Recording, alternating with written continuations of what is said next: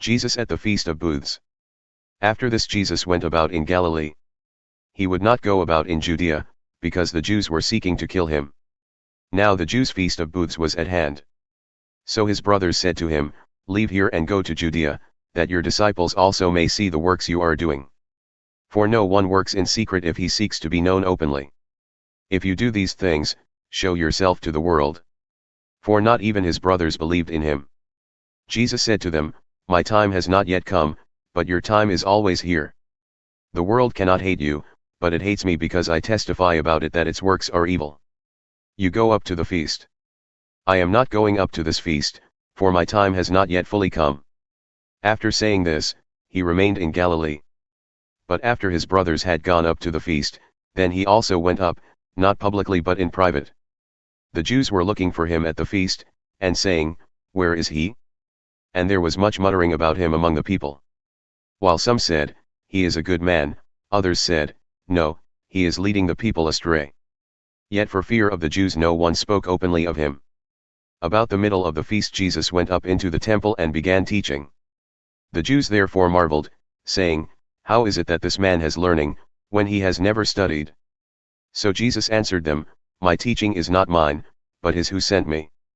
If anyone's will is to do God's will, he will know whether the teaching is from God or whether I am speaking on my own authority.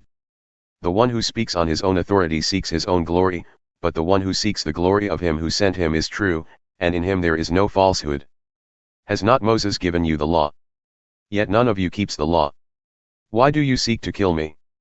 The crowd answered, "You have a demon. Who is seeking to kill you?" Jesus answered them, "I did one work, and you all marvel at it. Moses gave you circumcision, not that it is from Moses, but from the fathers, and you circumcise a man on the Sabbath. If on the Sabbath a man receives circumcision, so that the law of Moses may not be broken, are you angry with me because on the Sabbath I made a man's whole body well? Do not judge by appearances, but judge with right judgment. Can this be the Christ?"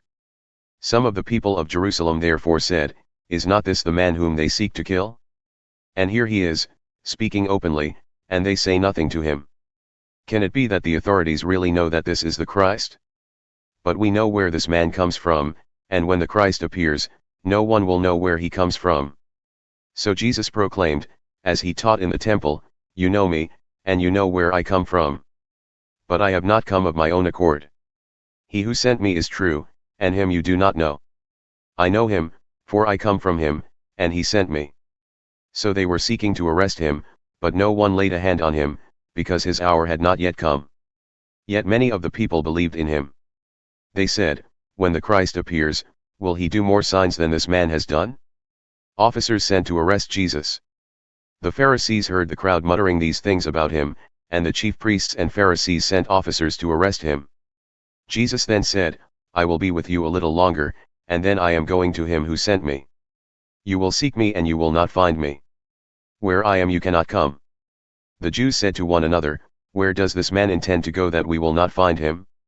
Does he intend to go to the dispersion among the Greeks and teach the Greeks?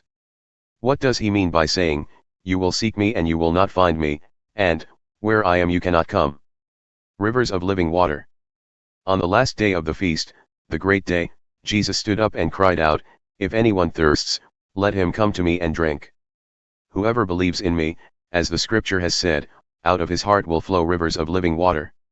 Now this he said about the Spirit, whom those who believed in him were to receive, for as yet the Spirit had not been given, because Jesus was not yet glorified.